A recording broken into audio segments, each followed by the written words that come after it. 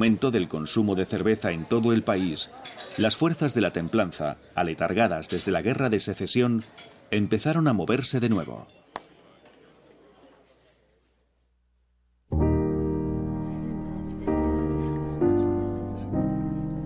Cada remolino tiene una primera hoja, porque las leyes del movimiento le obligan a empezar en algún lugar en particular. El remolino del Señor empezó en la pequeña ciudad de Hillsboro el 23 de diciembre de 1873. En Hillsboro, Ohio, vivía Eliza Jane Thompson, una frágil mujer, madre y esposa, que era hija de un gobernador del estado. Como tantas defensoras de la templanza, había vivido los efectos del alcoholismo en primera persona. Su hijo mayor, un clérigo, terminó alcohólico después de que un médico le recetara alcohol y murió en lo que se llamaba un asilo para ebrios. Lo único que su madre pudo hacer fue llorarle, hasta la tarde del 23 de diciembre de 1873, el día que llegó a Hillsboro un defensor de la templanza e instó a las mujeres a tomar las calles y protestar. El hombre les aseguró que si lo hacían, podrían destruir la industria del licor para siempre. Para el marido de Eliza Jane Thompson, un juez local, la idea de las mujeres manifestándose en público era una auténtica payasada. Me atreví a recordarle que los hombres llevaban mucho tiempo haciendo payasadas y sugerí que quizá fuera la voluntad de Dios que las mujeres las hicieran ahora también. El día de Nochebuena, Eliza Jane Thompson se reunió con casi otras 200 mujeres en la primera iglesia presbiteriana. Después de rezar, las mujeres lideradas por Eliza salieron a la calle en fila de dos, todas vestidas de negro y cantando su himno favorito: «Lanzad vuestros temores al viento». La primera parada fue la tienda y farmacia de William Smith en la calle principal.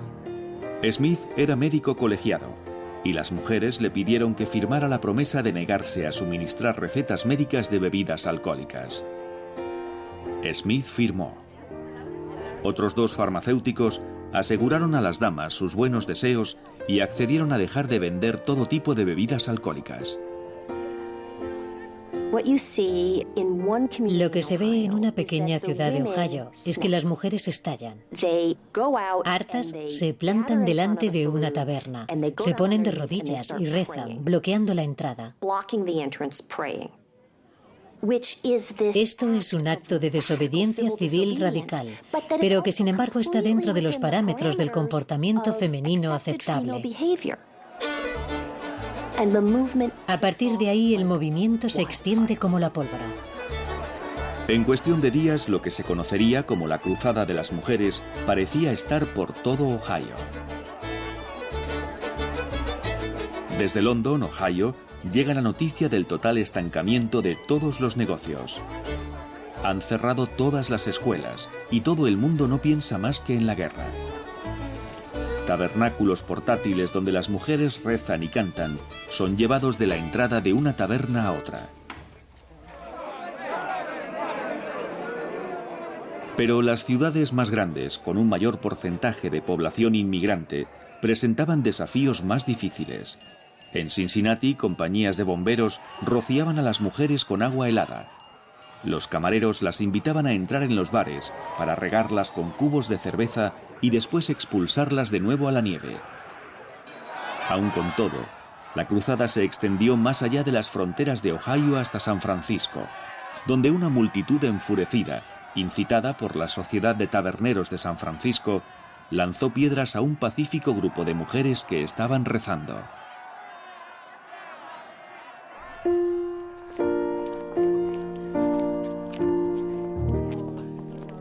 Las mujeres llegaron a manifestarse en 911 pueblos y ciudades de 31 estados y territorios, y cerraron unos 1.300 establecimientos de licor. De repente te das cuenta del trabajo que implica la protesta civil. Porque cuando sales a manifestarte y rezar, no estás en casa cuidando de tu familia y haciendo todas las labores del hogar.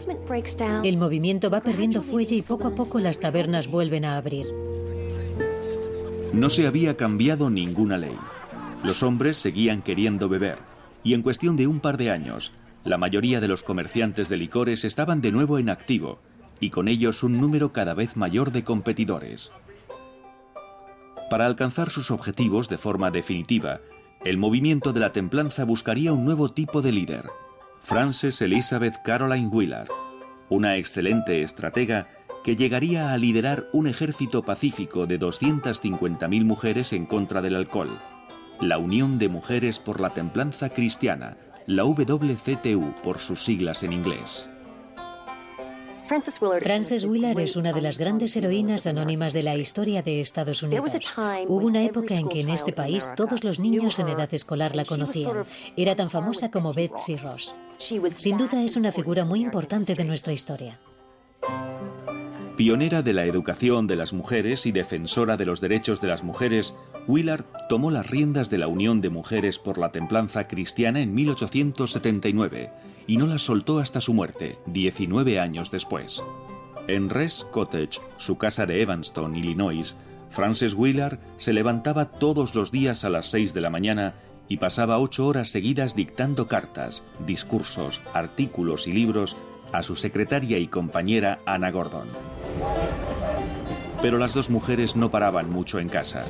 Según sus propias palabras, durante los primeros 9 años de su presidencia visitaron más de 1000 ciudades en todo el país, entre ellas todas las de 10.000 habitantes y casi todas las de 5.000.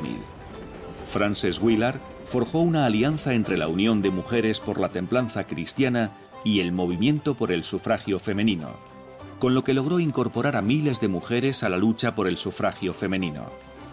Para atraer a mujeres que aún no se atrevían a hacerse oír, Frances Willard acuñó un eslogan deliberadamente conservador: protección del hogar. La mujer que considerara indecoroso exigir el derecho a voto per se, encontraba su justificación si lo solicitaba como lo que Willard denominaba arma de protección contra la tiranía de la bebida. Hay una guerra por esta causa en este país. Una guerra de madres e hijas, de hermanas y esposas. Una guerra entre las tiendas de ron y la religión.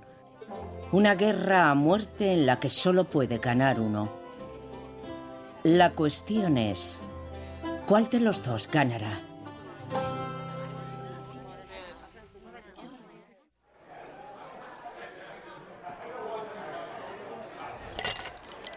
En las tabernas la vida era diferente.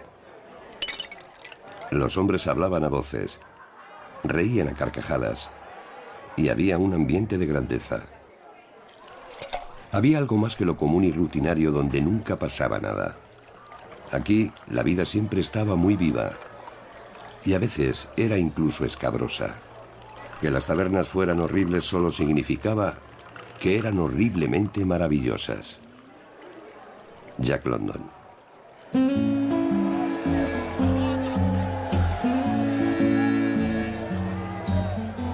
A pesar de los washingtonianos, a pesar de la cruzada de las mujeres y de la Unión de Mujeres por la Templanza Cristiana, a pesar de las legiones de clérigos y defensores de la templanza, a pesar de los libros escolares empeñados en aterrorizar, cada día se abrían más tabernas. A principios del nuevo siglo XX, habría más de 300.000, tan variadas como su clientela.